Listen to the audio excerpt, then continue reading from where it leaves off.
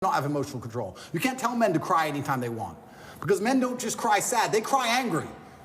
They cry very angry. You don't want that. You have to teach them stoicism. You have to teach them all of these things, and it's all gone. So, okay, so let's stay on this. This is actually a very interesting topic we're in, from 1950s till today.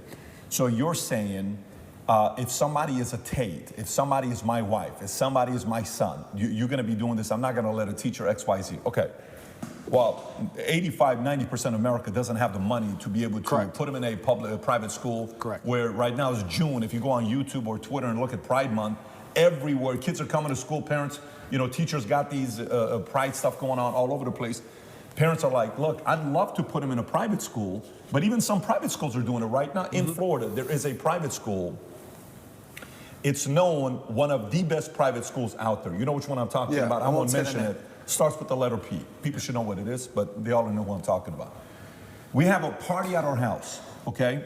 And baseball. My son, you know, so he's got a baseball. All the players are their parents. I'm talking to the parents. So, hey, meet one of the girls. So, what school do you go to? Oh, well, you know, I was going to such and such school, but I'm going to such and such school. Oh, really? Tell me why. The dad's like, yeah, it's just, you know, reasons. He gets uncomfortable. Yeah. I said, no, really, tell me why. I'm curious. Well, you know, I don't really want to get into it. I said, are you uncomfortable because it's political reasons? Well, yes. I said, well, let's just say you're safe to say it here. He says, am I fully safe? I said, what do I need to tell you for you to know you're fully safe? You're fully safe with us because you know my position. He says, fair. He says, we took him out because they started asking my daughter to do X, Y, Z with Pride, to write on this, and she wrote a letter, a paper that was opposing the opinion, and she failed the class because her opinion didn't match whatever they were saying, and boom.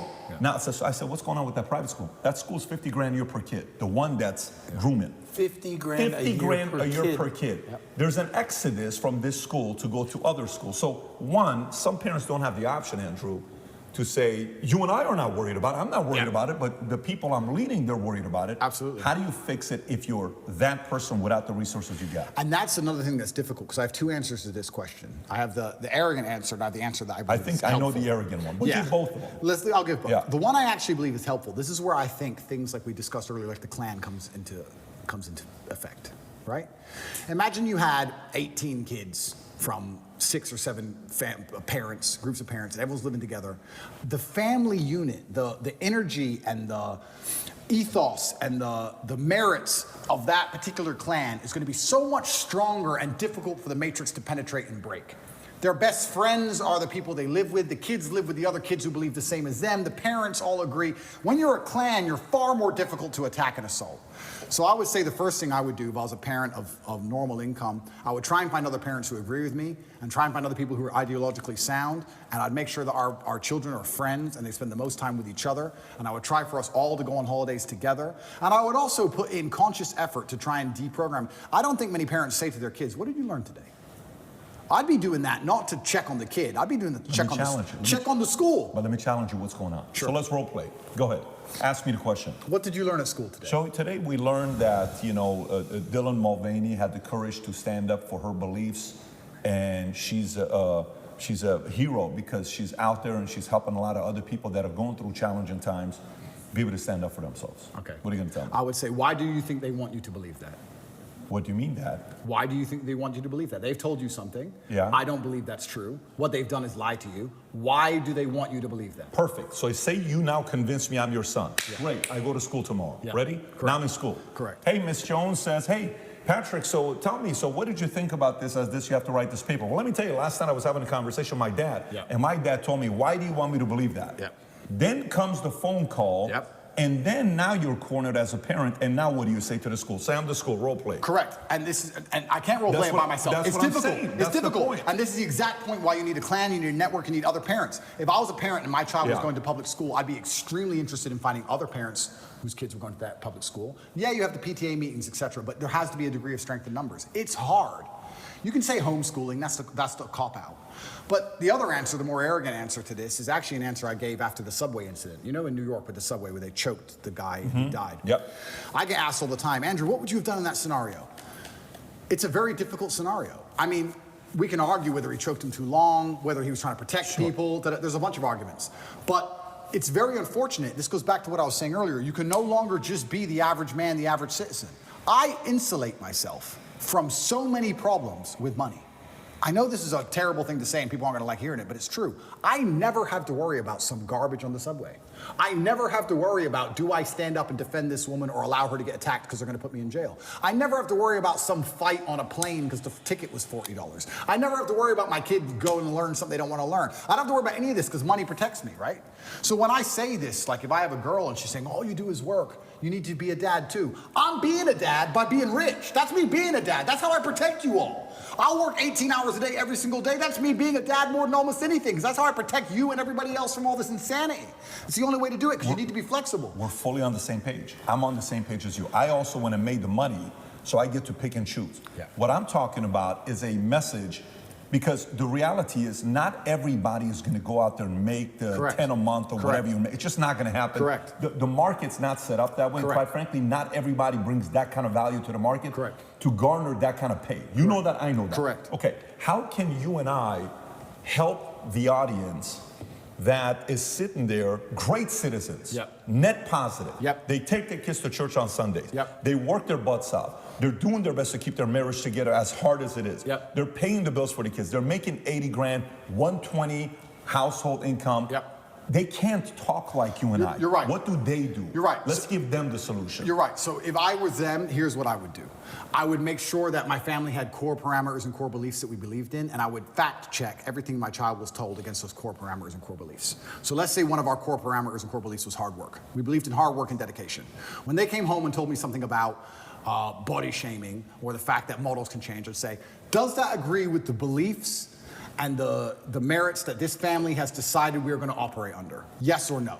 I would have a framework, I would have a gate which ideas have to penetrate through. Every idea has to be fact checked against a gate, a parameters of set values that was stuck to my last name. Honor, courage, discipline, hard work, whatever those parameters are. And I'd say to my child every day, what did you learn in school? I'd listen to it and I'd say, does that align with our value on this? And also, I'd make this very clear, because this was done to me as a child. I'd make it very clear to my children that they're exceptional. I think every single person is exceptional for different reasons. We talk about normal children, normal families. That doesn't mean they're not an exceptional individual. They can still be an exceptional person. Totally.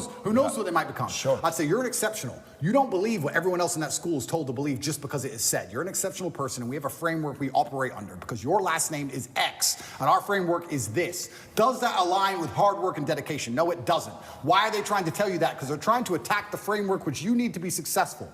My father said to me when I was young, my father had many, many quotes, and I use them all the time, but one of my favorites was, I allow manipulation to find out where my enemy wants me to go. And then I use my mind to break the trap and punish the perpetrators. That's the exact line I will tell my child. I'll say, they've attempted to manipulate you. We've allowed it. I allowed you to go to school and listen to this. Why were they trying to manipulate you? Where do they want you to go? They want to take you away from discipline. Yeah. They want to take you away from hard work. Now we're going to use our minds to break the trap. We now know what they want. My father explained this saying to me, and he said why it was so important, and it's true. If you don't allow them to manipulate you at all, you don't know where they want you to end up. You might get tricked another way. You might take another road to the same destination. You allow the manipulation. Tell me what you want me to believe. Tell me what you want me to understand. Allow it to manipulate me all the way to the end. I see the end goal. This is what you want. No. And this is what I would teach my children. Explain. Your time in school is going to teach you some very important things that you need to know. And they're also attempting to psyop you and trick you and poison your mind. And we are going to discuss daily, built within our family framework, within the code of our last name, to see which are true and which are lies. It takes work, like everything else on earth. It takes work, and I know it's hard. Parents are out there, they're working, they haven't got time, their kids are on the internet. It's difficult, but you have to put the work in because you are almost fighting an enemy for the minds of your children now. You know what I think? You know what I think is, that's great, very good feedback. But, so I lived in Iran, and in Iran, you'd go out there and you'd say, so hey, listen, people are asking about religion, don't talk about it. Are we Christians? I don't know. Talk to my mom and dad. You don't need to answer the question, right? Because there's that fear. So parents are teaching kids to not talk about their values and principles. The element that parents fear what the school's gonna say to them and not give the kids the best grades, because imagine you got a 10th grader or even a senior. If you really say what you believe in, that teacher gives you a C, you don't get the A to get the 4.3 GPA to get the scholarship because you can't afford it. You have to be like constantly like this. So parents are telling their kids, look, whatever I'm telling you, don't tell them. I think it's bigger than that. I think a part of it is is this is the first time we had stats, and I don't know how long this was, where kids no longer, kids graduating high school are not valuing a four-year college as much as they did before, okay? That is a threat to the establishment because they can't be a control, right? Number two is there is an element, when I'm watching this video with these parents yesterday in Glendale, and this is where I grew up. This is my street. I grew up Broadway and Verdugo, right next to that post office. I'm 200 yards away from the high school is where I grew up, and I lived on Doran for a couple of years before I went to Wilson Junior High School. And I'm seeing these parents upset, like, how is this? This is common sense. Leave these kids alone. Yeah. I think there's got to be an element of those parents coming together and a form of a strike, I believe, to say, if you want the tax-funded money that's being given to your school district, hey, we're not coming. We're going to decide to do schooling together, and we're going to use this place or this facility and that facility, because they have to feel the pain. They cannot do that to the kids. So my only messaging with what you're saying right now, number one rule is what? Go start a part-time income, make an additional $3,000 a month so you can send them to the private school that they're teaching right values. Okay, that's number one. Two, I can't afford to do that. Three, this is the other option that you got. Yeah, and you're right. And Trump said it in his book, The Art of the Deal. He said, if you're not prepared to walk away, you can't negotiate. And that's the same with absolutely everything. If there's never a bottom line in which you say enough, then you can't negotiate. You have no negotiating position.